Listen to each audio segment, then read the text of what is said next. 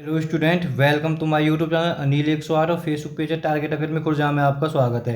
Student, हम daily आपको जी के जीएस के 10 प्रश्न कराते हैं और उनसे महत्वपूर्ण फैक्ट भी बताते हैं। नाम के 10 प्रश्न है, कम से कम बेटा 100 से ज़्यादा प्रश्न कराए जाएंगे। ये बेटा किसी ना किसी एग्जाम में आए हुए हैं। 10 से 12 मिनट की बेटा वीडियो होगी और बेटा ये यूपीएससी पीसीएस लेवल की जीके जीएस होगी। जब आप इन्हें खुद देखोगे तो बेटा आपको खुद पता पड़ जाएगी। बहुत अच्छे लेवल के सवाल हैं। फिलहाल UP TET, UPSI, Rajasthan SI, MP police, Haryana police, SSC, MTS और रेलवे ग्रुप डी के बेटा ये 6-7 बड़े बड़े एग्जाम आने वाले हैं, तो इनकी विशेष रूप से तैयारी कराइए। और सब छोड़ो बेटा, किसी भी एग्जाम में अगर जी के जीएस आती है तो उसके लिए वीडियो ये बेटा बहुत हेल्पफुल होगी। बेटा देखो, पहला प्रश्न है, किस अधिनियम के बारे में जवाहरलाल नेहरू ने कहा था कि हमें एक ऐसी कार दी गई थी जिसमें सब ब्रेक थे किंतु इंजन नहीं था। देख लो कितना बेहतरीन प्रश्न है। तो किस अधिनियम में किया था? तो बेटा इसका डी हो जाएगा भारत अधिनियम 1935। ठीक है। अगर कहा जाए तो संविधान बेटा सबसे ज़्यादा इसी में से लिया हुआ है। ठीक है। अगर सबसे ज़्यादा जो संविधान में लिया है कहाँ से? भारत अधिनियम 1935 से लिया हुआ है। देखो, हम जवाहरलाल नेहरू के बारे में सभी इंपॉर्टेंट फैक्ट देख लेते हैं आज। और बेटा के याद करने का बहुत अच्छा तरीका है। ठीक है। हम डेली महापुरुष या एक राज्य, ठीक है, तो बारे में डेली, और बेटा इतिहास से एक कोई चैप्टर बहुत संक्षेप में देखते हैं और बेटा भूगोल से भी कोई चैप्टर संक्षेप में देख रहे हैं। देखो बेटा पहला प्रश्न, देखो जवाहरलाल नेहरू के बारे में। देखो बेटा इसे हम चाचा नेहरू कह रहे थे। इनका जन्म इलाहाबाद यानी यूपी में हुआ था। देखो बेटा इनके पिता मोतीलाल नेहरू थे, पत्नी इनकी कमलालाल नेहरू थी, और जो जवाहरलाल नेहरू थी उनकी जो माता थी स्वरूप रानी थी। इनकी पुत्री का नाम इंदिरा गांधी था। और बेटा जवाहरलाल नेहरू की एक बहन थी विजय लक्ष्मी नेहरू। ठीक है। और ये बेटा संयुक्त राष्ट्र संघ की पहली अध्यक्ष बनी थी। ये भी बहुत ज़बरदस्त फैक्ट बनता है। संयुक्त राष्ट्र संघ की पहली अध्यक्ष कौन बनी थी? मतलब भारत की तरफ से विजय लक्ष्मी बनी थी। ठीक है, भारत की तरफ से। सबसे ज़्यादा समय तक पीएम प्रधानमंत्री रहे हैं। अब यार कम से कम तक 15 अगस्त 1947 से बने और 27 मई 1964 तक कुल कितने वर्ष रहे? 16 वर्ष 286 दिन तक प्रधानमंत्री रहे। रट लेना इस पॉइंट को। भारत के पीएम, देखो भारत के प्रथम प्रधानमंत्री जवाहरलाल नेहरू थे। भारत के पहले विदेश मंत्री भी जवाहरलाल नेहरू थे। बाल दिवस या चिल्ड्रन डे कब मनाते हैं? 14 नवंबर। आप याद कर लेना, जो बाल दिवस हम चिल्ड्रन डे कब मनाते हैं? 14 नवंबर को। बाल दिवस हम किसके ऊपर मनाते हैं? जवाहरलाल नेहरू के ऊपर। अगर चाहें तो आप इसके जन्म को भी याद कर सकते हो। 14 नवंबर 1889 क्या हुआ एग्जाम में, रिपीट हो चुका है। देखो कि सबसे सुपर प्रश्न है, किस वजह से जवाहरलाल नेहरू को पंडित नेहरू के नाम से बुलाया जाता था? देखो ध्यान से, जवाहरलाल नेहरू को पंडित नेहरू के नाम से बुलाया जाता किस वजह से? क्योंकि बेटा कि कश्मीर पंडित समुदाय के साथ इनका मूल वजह है। ठीक है, यानी इनको जो कहने का मतलब है, कश्मीर जो पंडित थे समुदाय के साथ इनका संबंध था। ठीक है, मूल संबंध था। आप इसे याद कर लेना, बेशक के इलाहाबाद के, पर इनका संबंध था, इसलिए इन्हें हम कश्मीर पंडित समुदाय के, ठीक है, इसलिए हम पंडित नेहरू बुलाते थे। शिक्षा इन्होंने पूरी कहाँ करी थी? कैम्ब्रिज। बेटा देखो कैम्ब्रिज, यहाँ एक स्कूल का नाम है ट्रिनिटी। ठीक है, ये कहाँ? लंदन में। ठीक है, तो आप इन्हें ज़्यादा इंपॉर्टेंट तो नहीं फैक्ट है, जो चाहें याद भी कर सकते हैं। देखा जब फैक्ट होगा जब बेटा कांग्रेस की सरकार होगी तो वहाँ के लिए फैक्ट है। जिन राज्यों में कांग्रेस की सरकार है उसके लिए फैक्ट बन सकता है। रॉलेट अधिनियम के खिलाफ एक अभियान शुरू किया। देखो रॉलेट अधिनियम के जो खिलाफ जो अभियान कौन ने शुरू करा? नेहरू और गांधी ने। ठीक है, इसके बारे में बेटा हम आगे जरूर जानेंगे। ठीक है, रॉलेट अधिनियम क्या था? इसे हम काला कानून भी कहते हैं। देखो भारत की, रट लो बेटा, बहुत ज़बरदस्त प्रश्न है। ठीक है, अगर कहा जाए तो ये दूसरा प्रश्न है। ठीक है, एक बेहतरीन प्रश्नों में से कहा जाए, भारत की आत्मा गांवों में निवास करती है, यह कथन कौन कहा था? मैं कह रहा हूँ नेहरू के बारे में तो कोई सोचा कोई ना प्रश्न है। बात समझ गए होगे। और बेटा कि याद करने का बहुत अच्छा तरीका है। और तुम्हारी स्टूडेंट लाइफ है, देखो हम कितनी मेहनत करते हैं। ठीक है, अगर चाहें तो हम जल्दी जल्दी आपको 10 प्रश्न करा देंगे। ठीक है, जितनी बार प्रैक्टिस करोगे बेटा आपको ही फायदा है। ठीक है, तो कमेंट कर दिया करें और वीडियो को शेयर कर दिया करें, और बेटा थोड़ा लाइक ज़रूर कर दिया करें। ठीक है, भारत की आत्मा गांवों में निवास करती है, कौन ने कहा? तुम्हारे जवाहरलाल नेहरू ने। नेहरू ने स्वतंत्र भारत का, देखो, लाहौर में झंडा कब फहराया। देखो पहले तो हमें पता होना, सबसे पहले झंडा कहाँ फहराया था, लाहौर में फहराया था। और स्वतंत्र, ध्यान रखा, स्वतंत्र भारत का 26 जनवरी 1930। ठीक है। किस तरह की नीति अपनाई, जो है ना ये हैगा विदेश नीति पर ज़्यादा फोकस करे। इन्हें भारत रत्न 1955 में मिलो। इनकी मृत्यु हुई गई, दिल का दौरा पड़ने से इनकी मृत्यु हो गई। देखो, भारत की खोज एक पुस्तक है, भाई कहा जाए बेहतरीन पुस्तक है कि भारत की एक खोज पुस्तक कौन ने करी, जवाहरलाल नेहरू ने लिखी। इसे हम डिस्कवरी ऑफ इंडिया कह देते हैं बेटा कि पर जेल में पुस्तक लिखी थी। इनकी कुछ पुस्तक हैं, आप इन्हें याद कर सकते हो। एन ऑटोबायोग्राफी, एन ऑटोबायोग्राफी, विश्व इतिहास की झलक, राजनीति से दूर। ठीक है, दो, एक तो बस अगर कहें तो दो पुस्तकों को याद कर लीजिए, एक तो भारत एक खोज, ठीक है, एक इतिहास की झलक, लाखों एग्जाम रिपीट हो चुके हैं कि दो, और ये भारत एक खोज। अब ये नोट पूछी जावे कौन सी कहाँ लिखी गई, जेल में लिखी। राजनीति के दूर से एक पुस्तक ये भी है, राजनीति से दूर से। ठीक है। पिता का पुत्र पुत्री के नाम, सॉरी, पिता का पत्र पुत्री के नाम, बहुत ज़बरदस्त, ये भी एक किताब है। मेरी कहानी, इसे इंग्लिश में कहते हैं एन ऑटो बायोग्राफी। ठीक है, तो आप पढ़ लेना, इंग्लिश में थोड़ा हाथ कमज़ोर है। इतिहास के महापुरुष पुस्तक कौन ने लिखी, इतिहास के महापुरुष पुस्तक भी बेटा इन्होंने लिखी। राष्ट्रीय पिता, देखो जबरदस्त है, राष्ट्रीय पिता पुस्तक कौन ने लिखी, सोच देखो, नेहरू ने लिखी ना, सोच सके कोई भी। देखो बेटा, अगर चाहें तो इन्हें याद हो जाएंगे बेटा, कांग्रेस के अधिवेशन। ठीक है, यहाँ से भी प्रश्न, यानी अधिवेशन बहुत थे, प्रत्येक साल अधिवेशन होता था कांग्रेस का। बात हम नेहरू की, तो नेहरू क्यों बार रहे थे और यहाँ से क्यों क्वेश्चन बनते हैं। देखो पहला फैक्ट तो यही है। देखो एक अधिवेशन हुआ था 1927।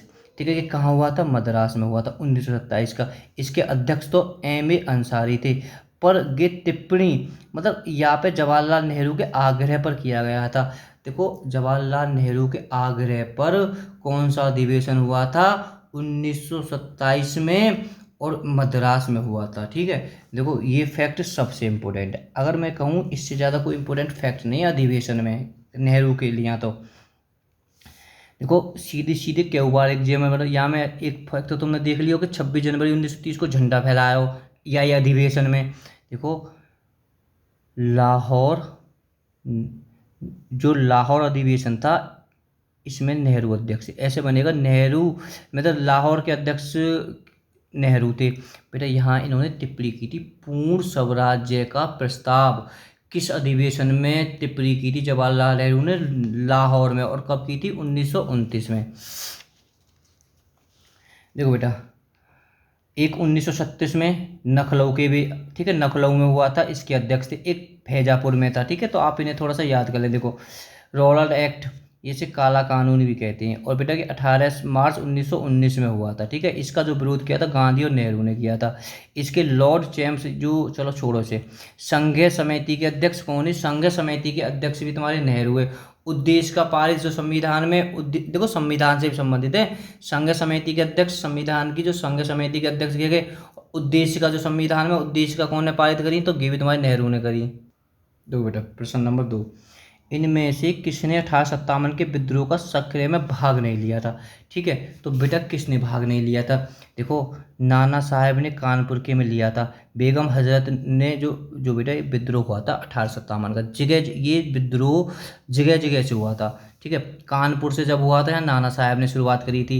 ये लखनऊ से हुआ था बेगम हजरत महल ने। फैजाबाद से बेटा अब्दुल्ला ने करो। दिल्ली से बेगम जीनत महल ने करो। बिल्कुल ठीक है, तो बेटा इसका ई हो जाएगा उपयुक्त में से एक से अधिक, यानी कि चारों ही ठीक हैं। ठीक है, तो इतना ज़बरदस्त आंसर में पूछे यूपीएससी में, इसी टाइप से पूछे जाते हैं। तो बेटा तीसरा प्रश्न, मांसपेशियों में दर्द के उपचार में उपयोग किए जाने वाली विकर्ण कौन सी है। भाई सब प्रश्न बेटा बड़े सुपर डुपर हैं। ठीक है, देखो हार्ड लेवल के हैं, क्या दिक्कत है, या तो मैं कहने एज का ठीक हो जाएगा।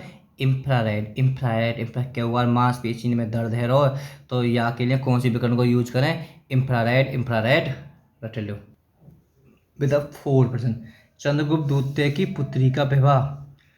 देखो पहले चंद्रगुप्त द्वितीय की पुत्री थी प्रभावती, इसको जो विवाह हुआ था प्रभावती का किस वंश में हुआ था, तो बेटा आप दे दें तो इसका आंसर हो जाएगा। देखो यहाँ बाटक दे रखा है, एक बाकाटक वंश है। ठीक है, तो यहाँ कंफ्यूज नहीं हो जाए।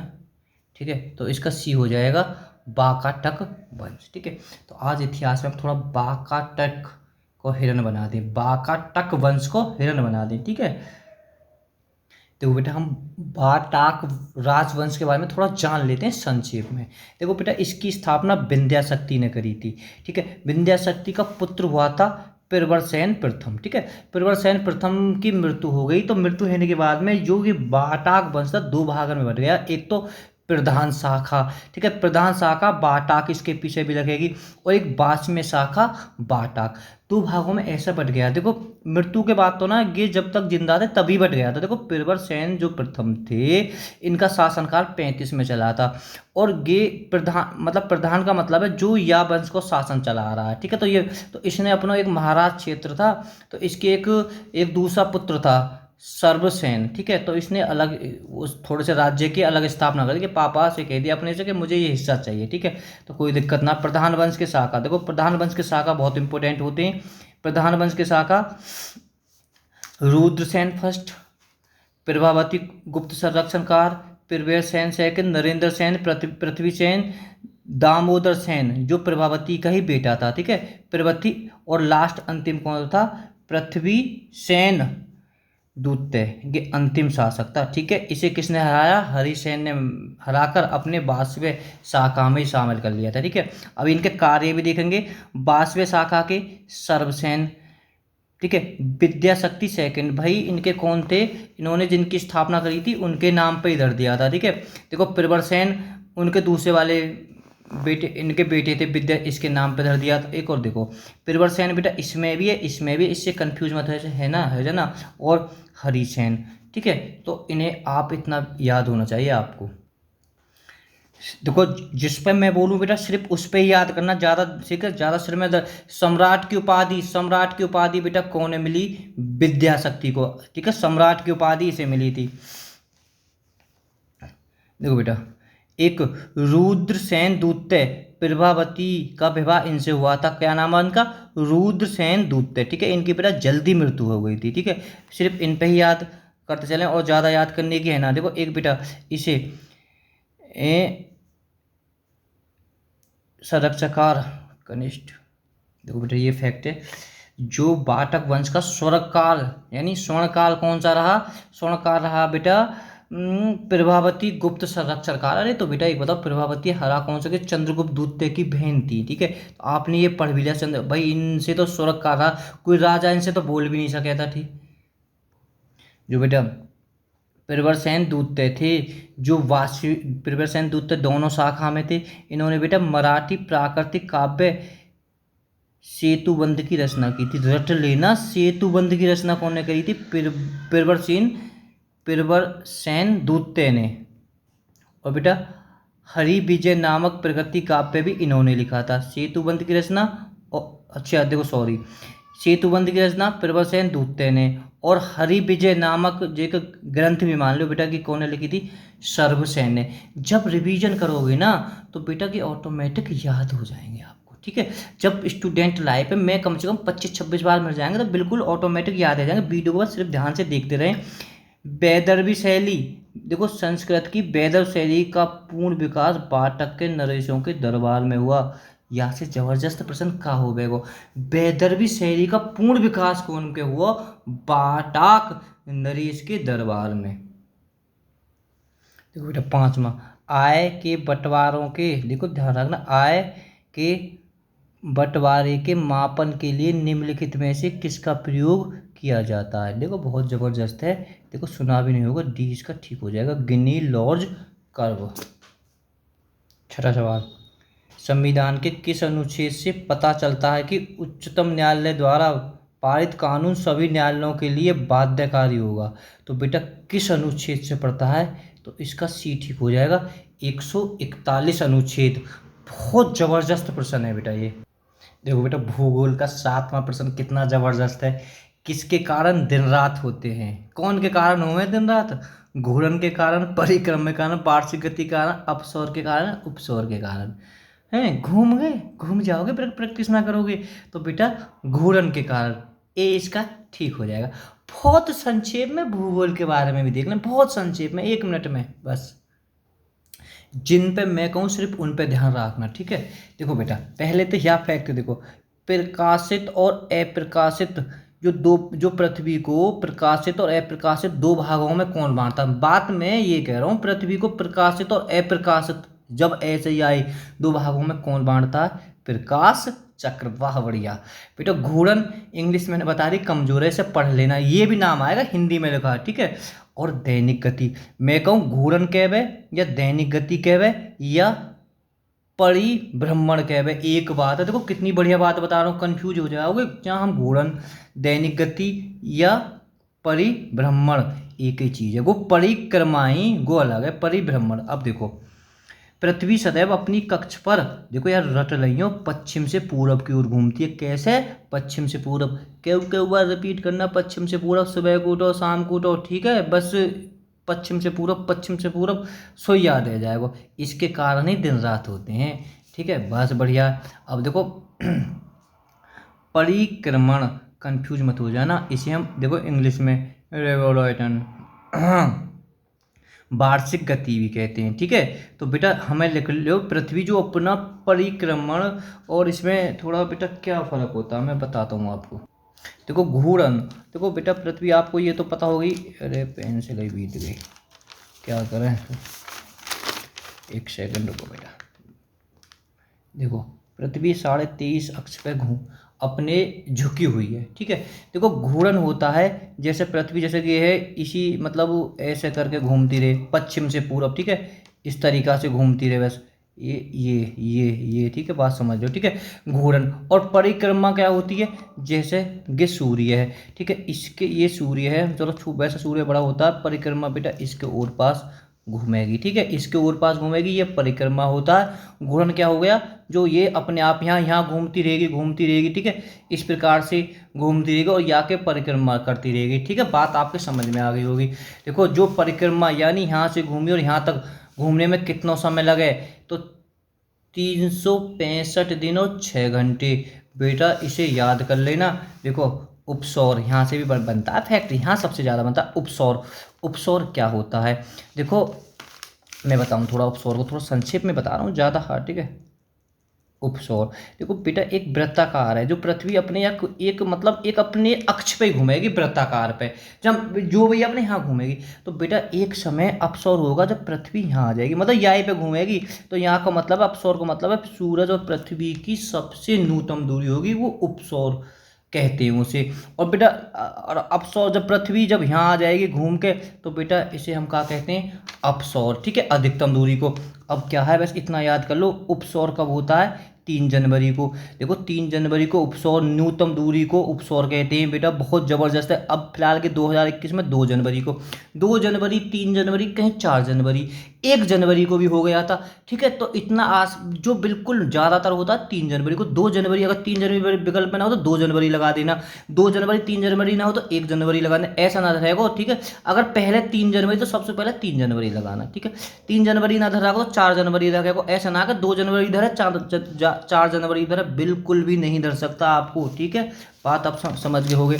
अपसौर, हाँ देखो न्यूनतम दूरी 14, ये ऐसे बनेगा, अपसौर में कितनी दूरी होती है, 14.7 करोड़, ठीक है, जो न्यूनतम दूरी होती है, बहुत दूरी है ये भी, ठीक है। तो बेटा अधिकतम कितनी होती है अपसौर में, यानी समझ गए होगे बात आपको। 4 जुलाई को क्या होता है, अपसौर, यानी अधिकतम दूरी को अपसौर कहते हैं, परिभाषा पढ़ लोगे तो और याद आ जाएगी आपको, ठीक है। बात देखो एक नई चीज़ देख लो, एप साइड रेखा, ये क्या होती है, देखो उपसौर और अपसौर, हम ऊपर से, उपसौर को होता है न्यूनतम, अपसौर का होता है अधिकतम, को मिलाने वाली काल्पनिक रेखाएं ये सूर्य के केंद्र से गुजरती हैं, तो इन्हें क्या होता है, ऐसा सीधे एग्जाम में बनेगा, उपसौर अपसौर को मिलाने वाली काल्पनिक रेखाएं जो सूर्य के केंद्र से होकर गुजरती हैं उन्हें क्या कहते हैं, एपसाइड रेखाएं। बढ़िया, इतना ही बहुत है बेटा, ठीक है। अक्षांश और देशांत के बारे में आएगा तो हम जब रिवीजन करा देंगे आपका। देखो बेटा कि युद्ध बहुत ज़बरदस्त है, 1760 का जो प्रसिद्ध युद्ध हो गई बाडीवास का युद्ध के नाम से हो जाता है, ये अंग्रेज़ और कौन के बीच लड़ा हुआ था, करती हुए को फ्रांस, ठीक है। इसके बेटा ये पांडिचेरी में लड़ा गया, तो थोड़ा संक्षेप में देख लेते हैं। देखो जो बाडीवास का युद्ध था। वर्ष 1960 में अंग्रेजों और फ्रांसीसी के बीच में लड़ाया हुआ था, जिसमें फ्रांसीसियों की हार हुई थी और उन्हें पांडिचेरी को अंग्रेजों को सौंप दिया। बताओ, निम्नलिखित में से किस अधिनियम ने भारत में पृथक निर्वाचन मंडल का आरंभ किया? हैं, पृथक निर्वाचन मंडल को, बहुत बड़ी बात है। तो डी इसका ठीक हो जाएगा, भारतीय परिषद अधिनियम 1909। देखो बेटा, 1831 में बुद्धो भक्त के नेतृत्व में कोल विद्रोह, ठीक है, किस क्षेत्र में हुआ था? बताओ, यहाँ से कोई बढ़िया फैक्ट है जहाँ तुम बता दो। तो बेटा किस क्षेत्र में हुआ था? तो 20 का ठीक हो जाएगा, सिही भूमि। ना, बुद्धो भक्तों के नेतृत्व में कोल विद्रोह कहाँ हुआ था? सिंह भूमि। फिलहाल बेटा कि सिंह भूमि छत्तीसगढ़ में है, ठीक है, बहुत ही बढ़िया। देखो बेटा, किसने कांग्रेस के सम्मेलन में 3 दिन का तमाशा कहा? ठीक है, तो भैया बहुत ज़बरदस्त प्रश्न है ये। तो कौन ने किया था? तो इसका ए हो जाएगा, अश्वनी कुमार दत्त। इसका आंसर बबीता, सविता, रश्मि, देवेंद्री, नेहा और उमा, ठीक है बेटा, एकदम सही आंसर दिया इनका। ठीक है, तो आज का SW देख लेते हैं बेटा थोड़ा सा। बम्बई में प्रथम महिला विश्वविद्यालय की स्थापना, बेटा कल नहीं हो याद, महिलन की बात है। ठीक है, तो बस कमेंट में आंसर दें, वीडियो को शेयर करें। Okay, bye bye.